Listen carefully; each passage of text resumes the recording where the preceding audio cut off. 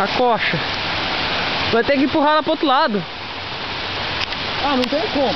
O meu tempo escorrega. Pô, dá licença. Vamos com ela pra lá, assim, Tem que empurrar ela pro outro lado. Aí, ô caralho.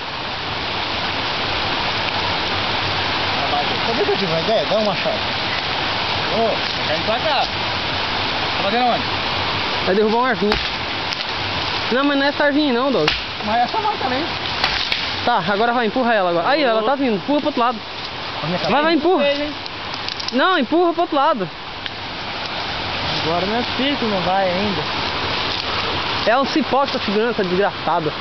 Ela vai ter que cair nesse meio aí, ó. Tá soltando.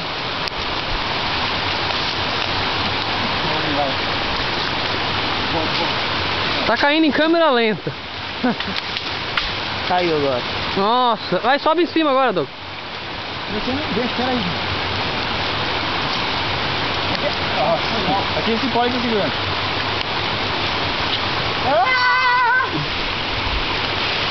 É, agora o pau vai quebrar. Ah, que bosta. Oh, pensa no... 2 horas pra derrubar uma árvore, vai tomar no cu.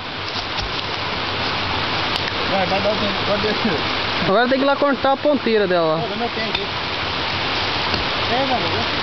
Acho que vai chover. Pode ir, Nelson. Não, não é mesmo. É um chuvisqueiro só, ó. Ah, oi? É um chuvisqueiro só.